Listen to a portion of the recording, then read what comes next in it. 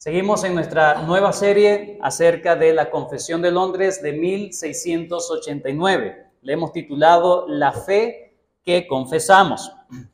Ya hemos visto lo que es el párrafo 1, ¿sí? Acerca de la necesidad. Hemos visto la naturaleza y la necesidad de las Escrituras. En eso consiste el párrafo 1.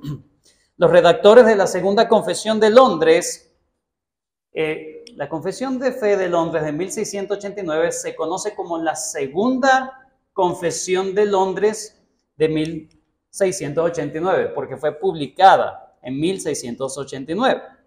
¿Qué hemos visto hasta ahora? Solamente el párrafo 1 del capítulo 1, acerca de las Escrituras. Entonces, vamos a hacerlo a maneras de preguntas y respuestas. ¿Cuál es la naturaleza de las Escrituras? Comenzamos definiendo o tratando de saber qué es las Escrituras, la naturaleza de las Escrituras. Dice que las Escrituras constituyen ¿qué? La única regla suficiente, segura e infalible de todo conocimiento, fe y obediencias salvadores. En ese sentido, el párrafo 1 termina hablando de la necesidad de las Escrituras. ¿Por qué son necesarias las Escrituras?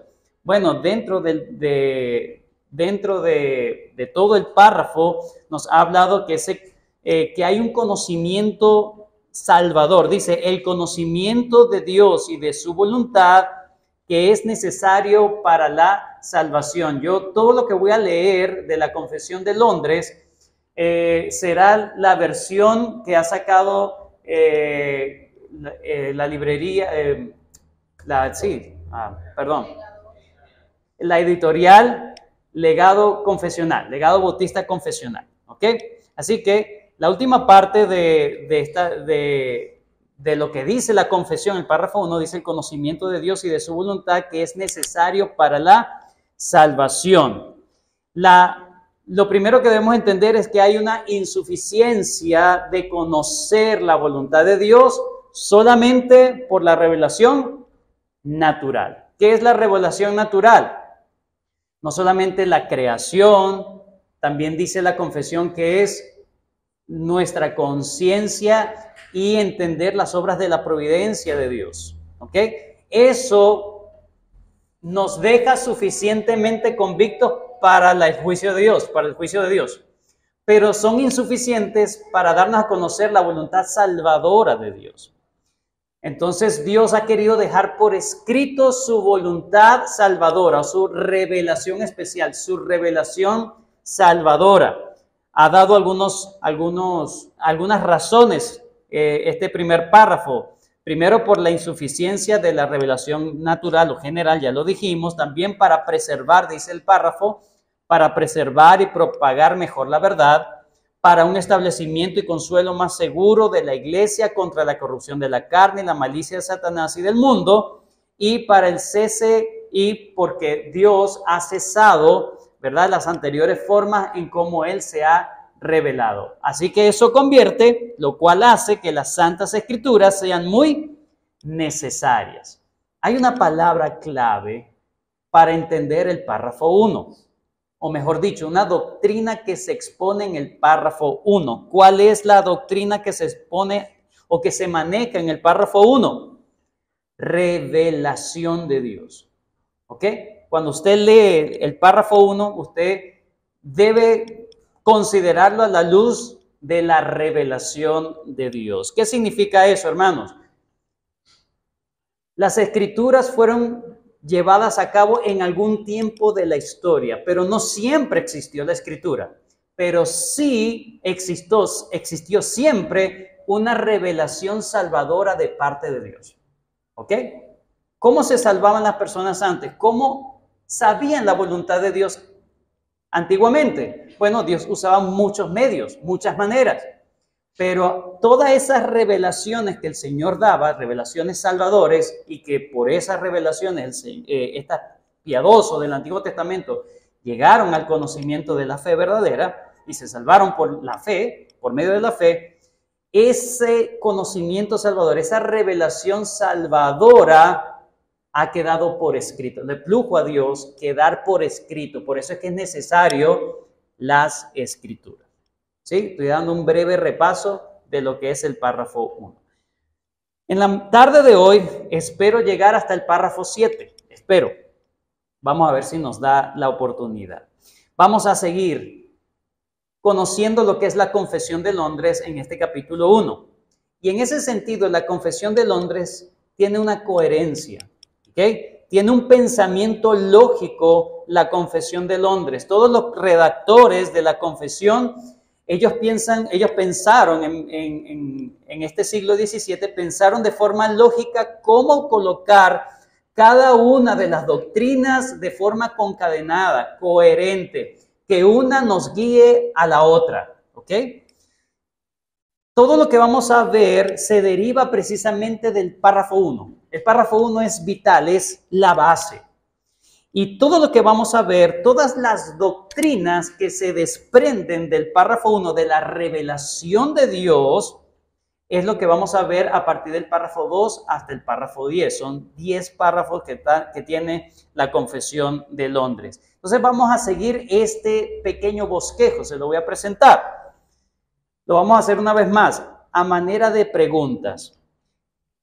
Si la revelación de Dios ha quedado por escrito, note la coherencia, la lógica de los argumentos que vienen en nuestra confesión. Si la voluntad de Dios, esa voluntad o esa revelación salvadora ha quedado por escrito y Dios la ha preservado, ¿ok? Y es necesaria, entonces surge una pregunta. ¿Cuáles son los libros que componen o donde está la revelación salvadora? ¿Cuáles son esos libros? ¿Ok? Eso nos lo va a decir el párrafo 2 y el párrafo 3. ¿Qué doctrinas vamos a ver en estos dos párrafos? Vamos a ver la doctrina del canon de las Escrituras y vamos a ver la doctrina de la inspiración de las Escrituras. ¿Ok? Luego, esto nos va a llevar a otra pregunta. ¿Ok? Si ya la revelación redentora ha quedado por escrito y está en estos libros que se nos mencionan, entonces, ¿qué lugar debe ocupar estos libros, esta colección de libros? ¿Qué lugar debe ocupar en mi vida? ¿Qué lugar debo colocar en mi vida esta colección de libros en donde está la revelación salvadora de Dios? Bueno, eso nos lo va a decir los párrafos del 4 al 7. Los párrafos del 4 al 7 nos responden a esta pregunta. ¿Qué ocupan? O sea, ¿qué lugar, no solamente qué lugar ocupan, sino qué lugar debe ocupar las Escrituras en mi vida? Los párrafos 4 al 7 nos van a dar varias doctrinas. Voy a nombrarlas. Nos va a hablar de la autoridad de las Escrituras, de la suficiencia de las Escrituras, la iluminación de las Escrituras y la perspicuidad de las Escrituras. ¿Qué es eso, pastor? Espero llegar ahí para explicárselo. ¿Ok? Luego surge otra pregunta, o la última pregunta, que serían los párrafos 8 y 10, que no lo vamos a tocar hoy.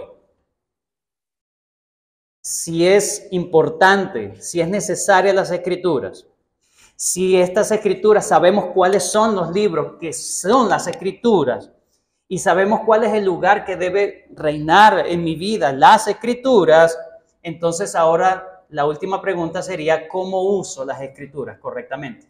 ¿Cómo uso las Escrituras correctamente? En eso nos va a hablar los párrafos 8 al 10. ¿Qué doctrinas vamos a ver desde los párrafos 8 al 10?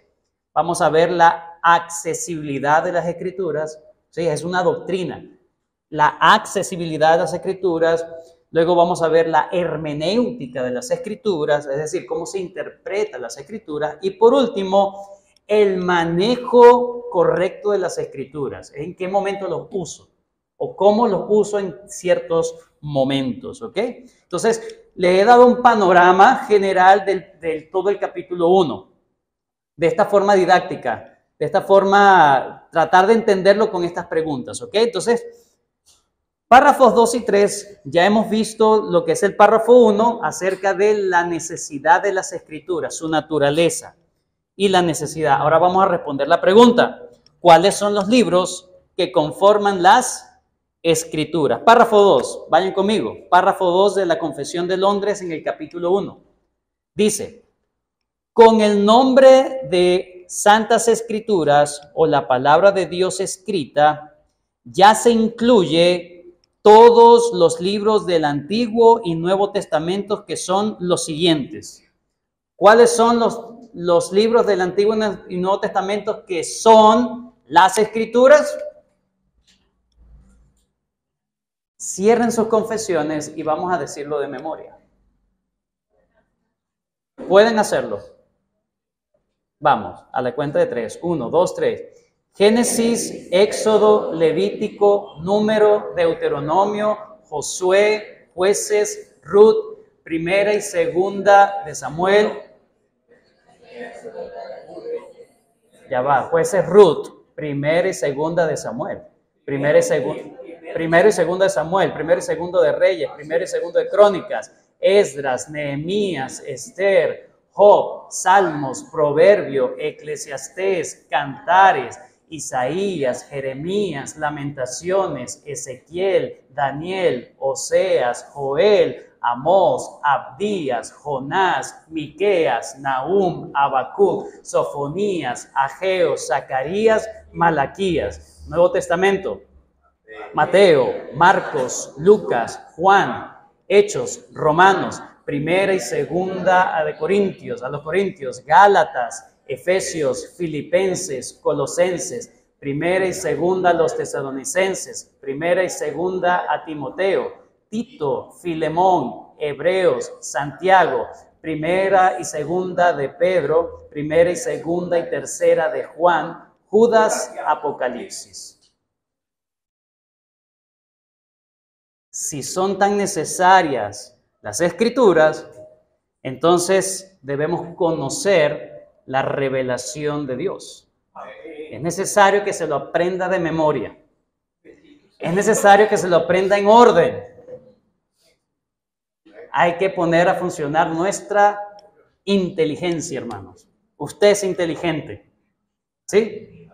Usted es inteligente. Si le pregunto cuál es la dirección de su casa, ¿me lo puede decir?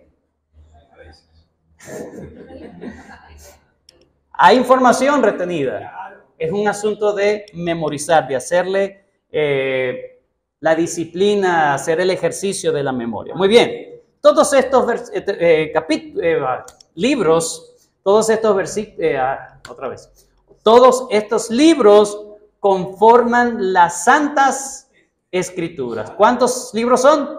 66 libros, 39 del Antiguo Testamento, 27 del Nuevo Testamento. Eso es lo que dice. Al final del párrafo 2 dice, todos fueron dados por inspiración de Dios para que sean la regla de fe y vida. La intención, hermanos, de los teólogos bautistas aquí en este párrafo era definir de manera, en tres formas, de forma extensiva, intensiva y exclusiva, los libros del canon de las Escrituras, lo que conforman las Escrituras. A eso nosotros llamamos el canon bíblico. ¿Qué es la palabra canon? ¿Qué significa la palabra canon? Esta es la doctrina que estamos enseñando. Canon significa regla, lista, medición o el estándar. ¿Ok? Ellos son la medida. ¿Ok? Ellos son el canon, la medida. Es decir, fuera de estos libros que hemos mencionado en este momento, no puede haber otro libro que se equipare o que se diga palabra de Dios. Números, palabra de Dios. ¿Sí? Sofonías, palabra de Dios. ¿Ha leído Sofonías?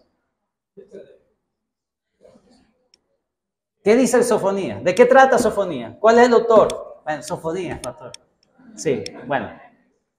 Hay que conocer la Biblia. Hay que conocer, no es un manual de vida, es la revelación salvífica de Dios.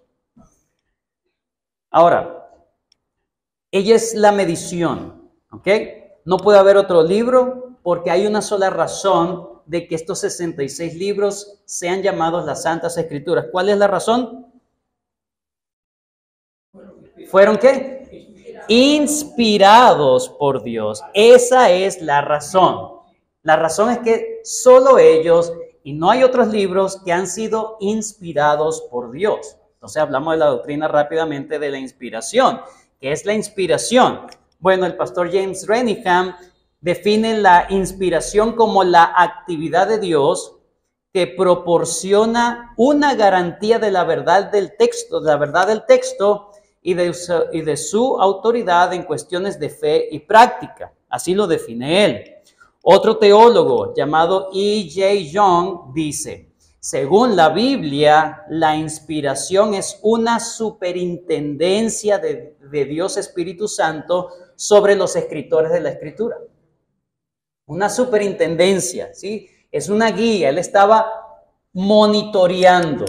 Eso es inspiración, guiando, como resultado de la cual estas escrituras poseen autoridad divina y confiabilidad, y poseyendo tal autoridad divina y confiabilidad, están libres de error. Así lo define E.J. Young. Básicamente la palabra inspiración significa soplo, ¿ok? El soplo de Dios, eso significa inspiración.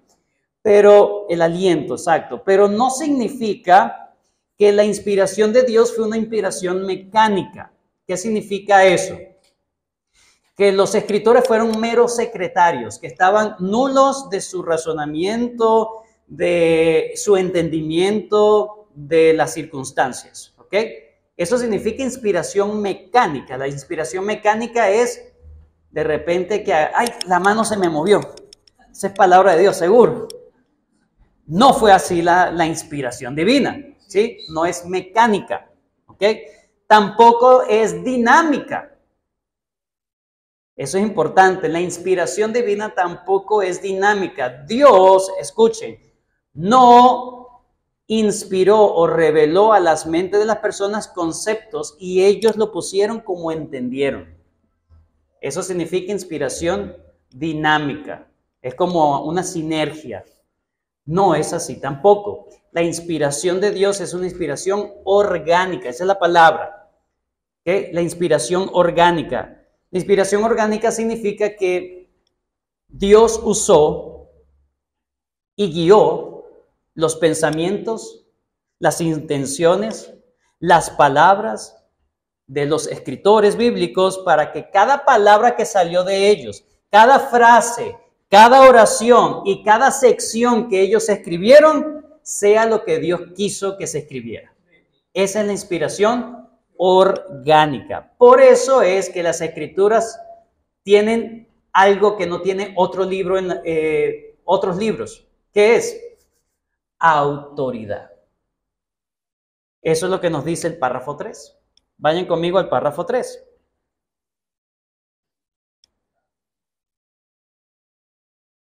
Solamente ellos, hermanos, tienen origen divino y por lo tanto tienen autoridad divina. Párrafo 3 dice, los libros comúnmente llamados apócrifos, hermanos, la palabra apócrifo significa oscuro o dudoso, de dudosa procedencia, ¿sí? Los libros llamados apócrifos, no siendo, una vez más, resalta por qué no pueden ser añadidos al canon bíblico, no siendo de inspiración divina, no forman parte del canon de la Escritura y por lo tanto no tienen autoridad para la iglesia de Dios, ni deben ser aprobados o utilizados de otra manera que otros escritos humanos. Así como yo puedo utilizar otros escritos humanos, pero no son mi regla, porque no son mi estándar de vida. Yo lo puedo leer, de esto puedo desechar, de esto puedo, oye, esto es lo que dice este autor, está bien, pero no a nivel de las escrituras. Las escrituras yo no puedo decir, bueno, esta parte sí está bien, esta parte no está bien, porque entonces me estoy convirtiendo yo en la autoridad. Las escrituras, toda ella es inspirada por Dios. Por eso es que los redactores de la Confesión de Londres, ellos hablan ellos definen los libros de la Biblia, el canon bíblico, de forma amplia. ¿En qué sentido? Que ellos quieren que nosotros entendamos toda la variedad y la cantidad de libros que Dios inspiró, tanto en el Antiguo como en Nuevo Testamento, pero lo dejan, en segundo lugar, lo dejan bien exclusivo, ¿ok? Lo dejan restringido, ya va, de aquí más nada, de aquí no hay más. Otra forma, de forma intensiva, después que de esta lista se hace una declaración breve, todas ellas tienen un carácter. ¿Cuál es el carácter? Son inspiración divina. Un comentarista llamado Warfield dijo que en esta sección, ¿verdad? No hay una definición de inspiración, sino una afirmación de la inspiración. Son inspirados, ¿ok? No se nos dice tanto.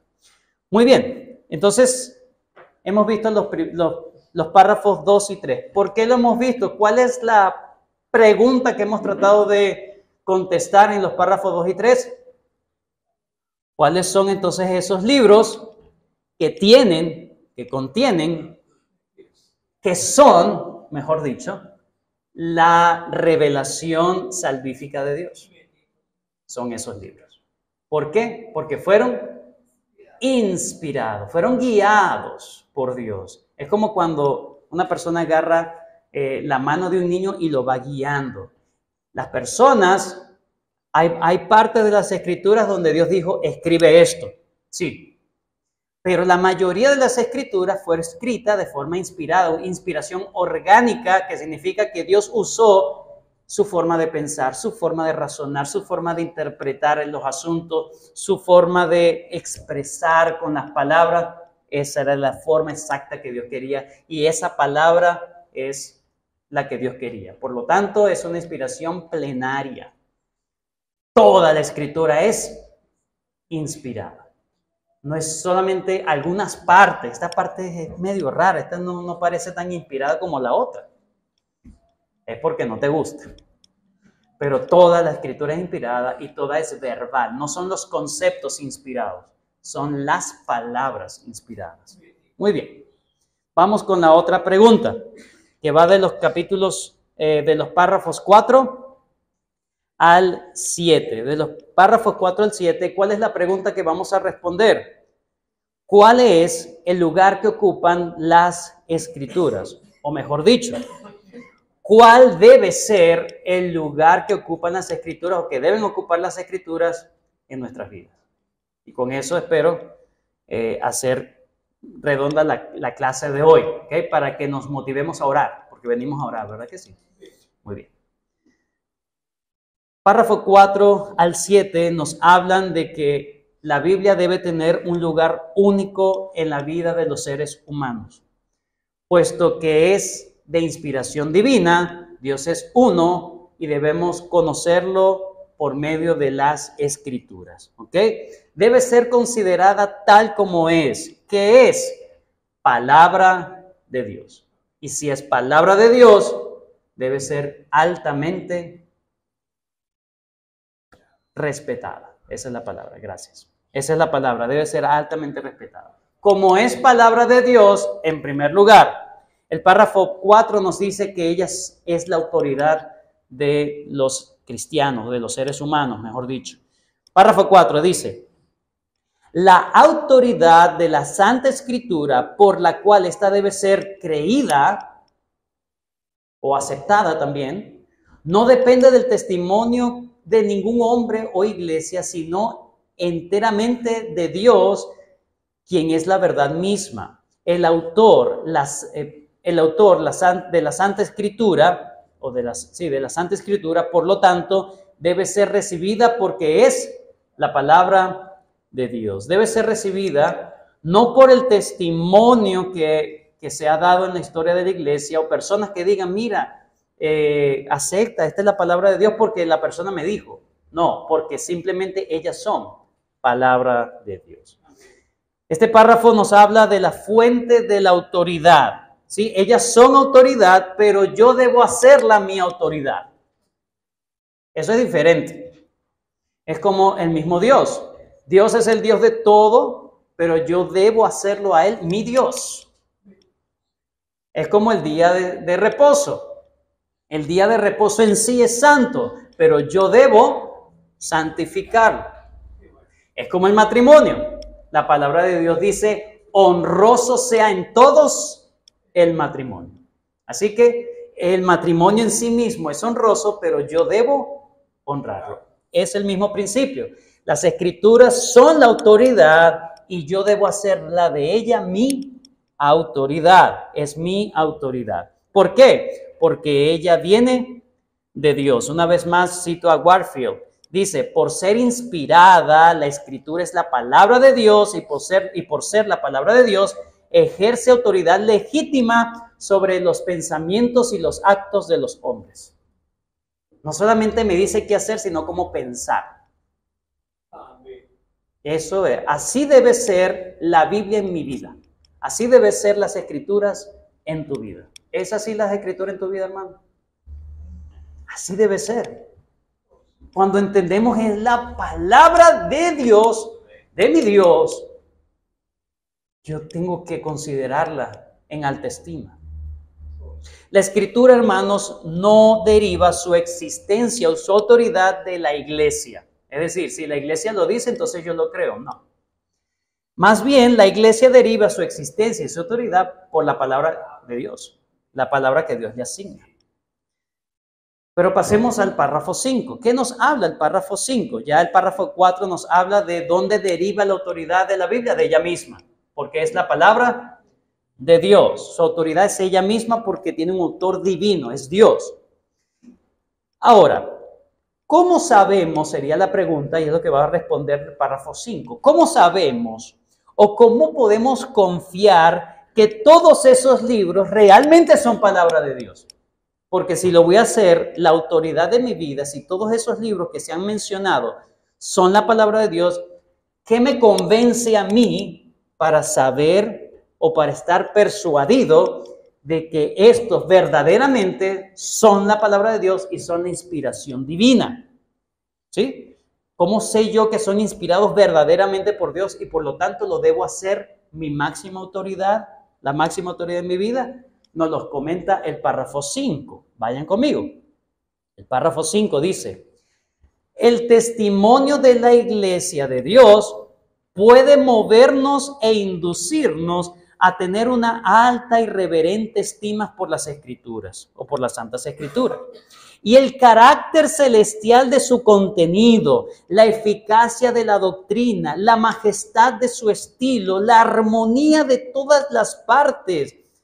En esta versión de Legado Bautista Confesional dice el escopo o el alcance, la meta de esta en su conjunto, que es dar toda la gloria a Dios, la plena revelación que hace del único camino de salvación para el hombre y muchas otras excelencias incomparables. Y la totalidad de las perfecciones de la misma son argumentos por medio de los cuales da evidencia abundante de ser la palabra de Dios.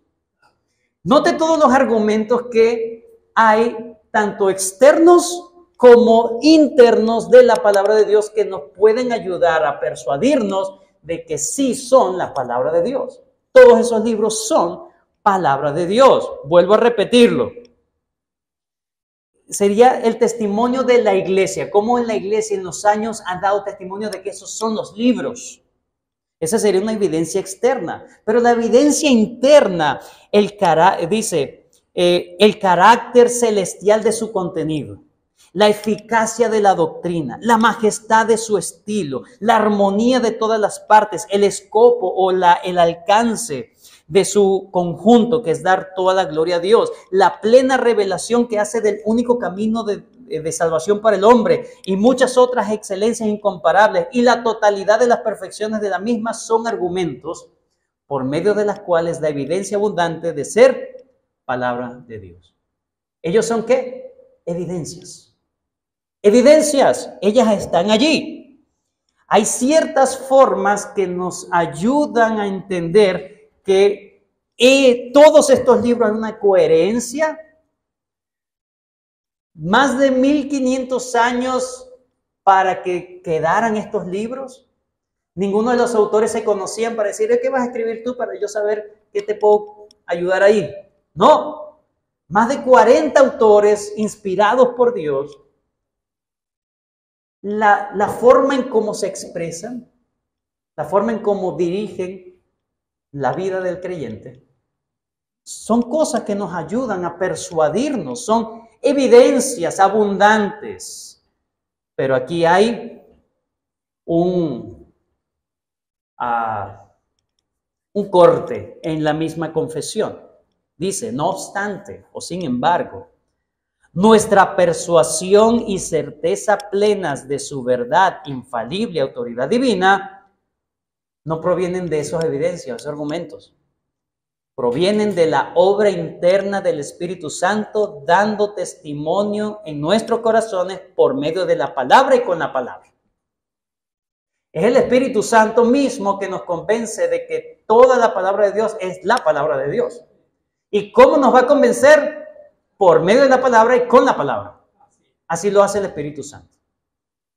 Así que pueden haber infinidades de evidencias, pero solamente la convicción que trae el Espíritu Santo es lo que permite a una persona que acepte estos libros. Por más evidencias que hayan, no lo haga por las evidencias, lo haga por una convicción que Dios mismo le da. Ese es. James Renihan dice, aunque la iglesia debe afirmar que la Escritura es la palabra de Dios, no es solo sobre esa base lo que se pide a la gente que apoye su fe. Aquí se cuestiona toda la cuestión de la base de la autoridad. ¿De dónde va a descansar mi aceptación de las Escrituras? Bueno, hermanos, este párrafo fue precisamente redactado para hablar en contra del romanismo. ¿Ok? La postura romana de la iglesia romana basa la autoridad de las Escrituras por el testimonio de la iglesia, por el magisterio o el papado. ¿Ok? Si el papado dice algo de las Escrituras, entonces es verdad. Pero no es porque las Escrituras lo dicen, es porque el papa lo dice. O el magisterio, o los concilios. Entonces, si el concilio de tal lado, de tal fecha, dijeron esto, entonces es lo que Dios quiere. Pero no es por lo que dice la Biblia. Ellos le dan la autoridad, o sea, en ese sentido, la iglesia romana le da la autoridad a la Biblia, pero ella es autoridad en sí misma. ¿Ok? Así que, ¿qué lugar debe tener o debe ser considerada la Biblia en tu vida, hermano, y en mi vida? Debe ser mi autoridad. Mi autoridad. ¿Cómo obtengo yo esa convicción? Por medio de la obra del Espíritu Santo. Por medio de la obra del Espíritu Santo. Hay un escrito hermoso de John Owen hablando precisamente de esto. Permítame tener este tiempo para leérselos. Eso es hermoso, la verdad. Escuchen con atención. John Owen dijo: no te niego el testimonio de la Iglesia Universal de Cristo en todas las épocas, en la medida en que seas capaz de conocerlo, así como el de la iglesia actual o de cualquier iglesia particular con la que estés relacionado de alguna manera, como una ayuda para ti. Como una ayuda para ti, dice.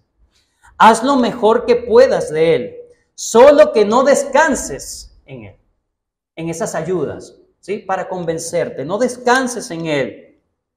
Dice, pero sobre todo, una vez más, no pierdas esa palabra, no descanses en esas ayudas que al final esas evidencias lo que van a terminar alimentando tu fe.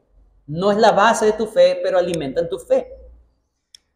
Dice Owen, pero sobre todo, una vez más, no descanses, sobre todo si no ves en la Biblia el sello de la palabra de Dios, los caracteres de la divinidad impresos en ella, así como las notas externas que la acompañan. Considera su antigüedad, su permanencia, los milagros que la confirmaron, la condición de los hombres que la escribieron, sus objetivos, su conducta y conservación, la providencia de Dios al conservarla y entregártela a través de tantas generaciones sucesivas, cuando tantos en todas las épocas habrían privado al mundo de ella. Y además, considera la majestad y gravedad y sin embargo la sencillez y simplicidad de su estilo, la profundidad de los misterios que descubre, la verdad y divinidad de la doctrina que enseña, la espiritualidad de los deberes que impone, el poder y la fuerza de los argumentos con que persuade, la eternidad de las recompensas que promete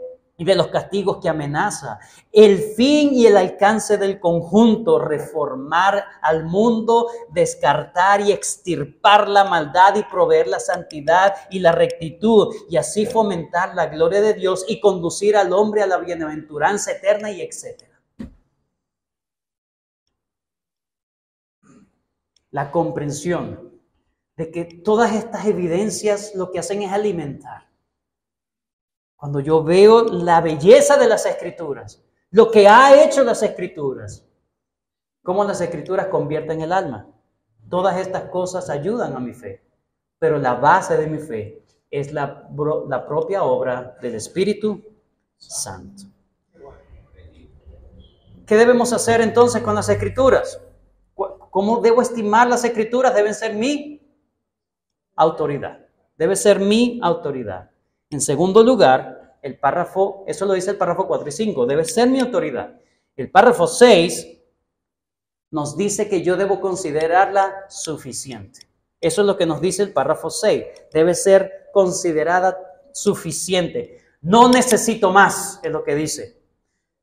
Párrafo 6 dice: todo el consejo de Dios concerniente a todas las cosas que son necesarias para su propia gloria, la salvación del hombre, fe y vida, está expresamente escrito o necesariamente contenido en las Santas Escrituras, a lo cual no debe añadirse nada en ningún momento, ni por nueva revelación del Espíritu, ni por las tradiciones de los hombres.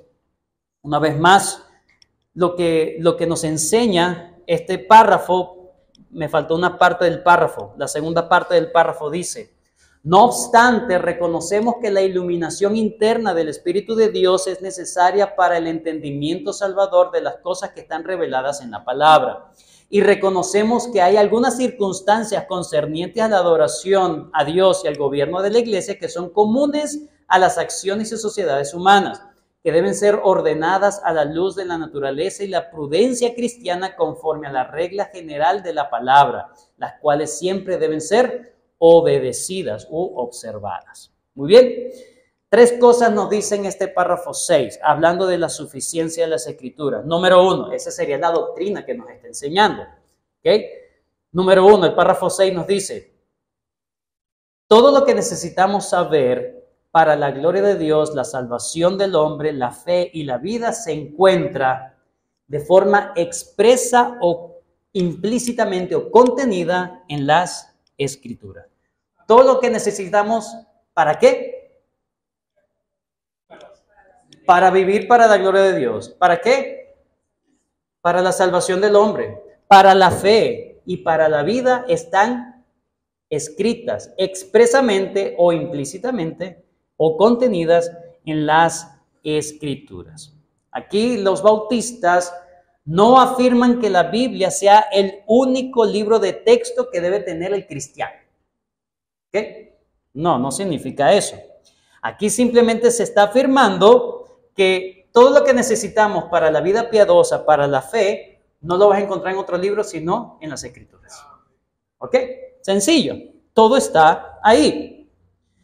En segundo lugar, la última parte que dice: no obstante, reconocemos que la iluminación interna del Espíritu de Dios es necesaria para el entendimiento salvador de las cosas que están reveladas en la palabra. ¿Qué necesitamos? Si está suficiente toda la información que se necesita para la salvación y la santificación de una persona, igualmente, ¿qué se necesita? ¿Ella es suficiente? Yo soy insuficiente. Ella es suficiente para darme el conocimiento. Pero, ¿qué se necesita? Dice la confesión. La iluminación. La palabra es iluminación. Salmo 119, 18 dice: abre mis ojos y miraré las maravillas de tu ley. Cuando usted lee la Biblia, Usted debe orar. Usted debe pedirle al Señor, Señor, ilumina las Escrituras. Permíteme conocer tu palabra, tu corazón, la doctrina. Que no simplemente sea leo. ¿Qué entendió? No sé, pero leí. Entonces no las estás, o sea, ¿cómo vas a tenerla como una autoridad en tu vida si no entiendes? Si no la lees.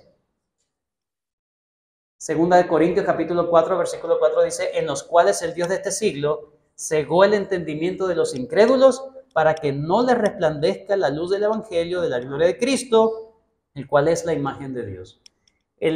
Nuestra condición pecaminosa, la carne, los deseos de los ojos, la vanagloria de la vida, pero también tenemos un enemigo externo, el propio enemigo Satanás de nuestras almas. Él también hace que se oscurezca nuestro entendimiento. Por lo tanto, necesitamos ¿qué? La obra del Espíritu Santo. Necesitamos la obra del Espíritu Santo. Y lo tercero es muy interesante, porque dice que aunque ella es suficiente para darnos todo el conocimiento para la salvación, sin embargo dice, y que se necesita el Espíritu Santo, sin embargo dice que hay cosas que no están en la palabra de Dios concerniente a la adoración a Dios y al gobierno de la iglesia que pueden ser deducidos o que son comunes a las acciones y sociedades humanas que deben ser ordenadas a la luz de la naturaleza y la prudencia cristiana. Bueno, eso es un temazo, la verdad. No me voy a dedicar este tiempo para eso. Pero esta fue una confrontación directa de los bautistas hacia los presbiterianos. Eso solamente se los voy a decir. ¿Por qué? Los presbiterianos, en la primera parte del párrafo 6, ellos colocaron en la Confesión de Westminster, que es la confesión que antecede a la Confesión de Londres. Una vez más recuerdo que la Confesión de Londres agarra casi el 90% de la Confesión de Westminster y hace unas modificaciones. Esta es una de ellas. Esta es una de las modificaciones. En la parte del párrafo 6, donde dice que está expresamente escrito o necesariamente contenido, que dice en la Confesión de Londres, en la Confesión de Westminster, esa parte dice, está expresamente establecido en las Escrituras, y dice, por buena o necesaria consecuencia puede deducirse de la Escritura. Por buena y necesaria consecuencia. Eso cambia todo. Se los explico rápidamente. ¿Por qué nuestros hermanos paidobautistas bautizan niños? Porque ellos agarran una doctrina o hacen una doctrina de una deducción que imponen en las Escrituras. Mientras que los bautistas quieren resguardarse de no agarrar por medio de la lógica y la deducción, colocar cosas en la Escritura, sino que es las Escrituras las que emergen deducciones hacia nosotros. ¿Ok? La razón no es leve, no. Implica muchas cosas. Por ejemplo, la doctrina de la Trinidad. ¿Usted ha leído la palabra Trinidad en las Escrituras? No, ¿verdad? Pero es una deducción que sacamos que nos da las mismas Escrituras. No es que yo deduzco, bueno, si esto es así, entonces vamos a buscarlo en la Biblia. No es al revés. ¿Ok? Otra deducción, la ley moral y la ley positiva. ¿Sí? La ley moral es la que Dios ha colocado en nuestros corazones. La ley positiva es la que Dios ha dicho, y siempre la ley positiva son añadidas a la ley moral. La ley moral es permanente. Las leyes positivas pueden cambiar. ¿Qué es lo que hicieron nuestros hermanos presbiterianos? Unieron las dos leyes. Entonces, la deducción es, bueno, como en el Antiguo Testamento, a los hijos del pueblo del pacto los circuncidaban, bueno, en el Nuevo Testamento vamos a bautizarlo. Una deducción que hacen y se le imponen a las Escrituras. Pero las Escrituras no lo expresa directamente y tampoco lo contiene. Así que no es para cuidar esa parte. Muy bien. De ahí, mire, eso es un debate grande, pero solamente quería que ustedes supieran que esa frasecita allí tiene una historia. Tiene una historia grande. Después se puede dar. Para terminar, párrafo 7. Párrafo 7 para terminar, hermanos. Me dio chance después de una hora. Párrafo 7. Seguimos en esta deducción de preguntas que nos ayudan a ver la coherencia de nuestra confesión. De como iglesia nosotros confesamos esto. ¿Usted cree todo lo que yo he estado diciendo? Amén. Eso es lo que nosotros confesamos. Ay, no, pastor, yo no creía eso. Bueno, ¿es miembro de la iglesia? Es importante porque debemos hablar una misma cosa. Para terminar, el párrafo 7 sigue desprendiéndose de cómo yo debo considerar la Biblia. Debo considerar la autoridad. En segundo lugar, debo considerarla que ella es suficiente para toda mi vida y todas las doctrinas. Cuando dice que la luz de la naturaleza me pueden guiar en algunas cosas, no es en asuntos doctrinales, sino en asuntos prácticos. Por ejemplo, vamos a hacer un culto a Dios en el día del Señor, pero lo vamos a hacer a las 3 de la mañana, porque somos más espirituales. Pregunto, a la luz de la naturaleza, de la... ¿Cómo se llama? Sí, gracias. A la luz del sentido común, usted dice que prudente es hacerlo a las 3 de la mañana. No es lógico, es imprudente. Pero sigue siendo el día del Señor, pero es imprudente. Entonces, yo guardo el día del Señor, pero hay algunas cosas, algunas circunstancias que a la luz de la naturaleza yo puedo decir, no, vamos a modificar algunas cosas, no la doctrina, sino algunos asuntos prácticos. ¿Sí? Muy bien, algunos asuntos aplicativos. Por último, párrafo 7, debe ser mi autoridad. En segundo lugar, debo considerarla suficiente, ella me dice todo. Y en tercer lugar, debo considerarla que ella no solamente lo dice todo, sino que me lo dice claramente. Pero ese todo que dije al principio es, ¿qué todo es? Concerniente a la fe, a la obediencia, a la voluntad de Dios, ¿cierto? Lo mismo es en cuanto a la claridad. Eso se llama perspicuidad. Perspicuo significa claro, ¿ok? Esa es la palabra. Y esa es la doctrina que se enseña acá. La palabra de Dios es perspicua, es clara. No en todos lados es claro, porque hay unas cosas que usted lee y yo no entendí nada.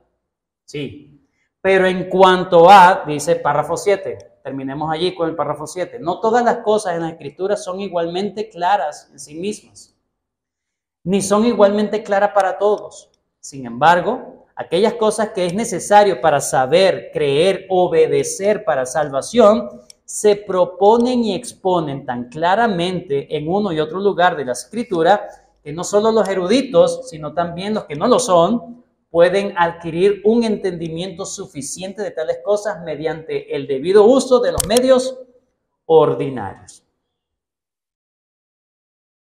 Es claro todo lo que Dios pide del hombre. ¿Qué pide el hombre? ¿Qué pide Dios del hombre? Que se arrepienta. ¿Qué pide Dios del hombre? Que haga de Cristo el Señor de su vida. ¿Qué pide Dios del hombre? Que ame al prójimo, que ame a Dios sobre todas las cosas. Esas son cosas claras. No necesito ser un erudito para saber esas cosas. Ahora, hay otras cosas que sí son difíciles de entender. En las propias Escrituras se dan. Lea en su casa, segunda de Pedro capítulo 3, versículos 15 y 16, como el propio Pedro dice, mira, hay cosas que Pablo escribió que ni yo entiendo. Ni el propio Pedro entendía, o que eran difíciles de entender. Él lo reconocía.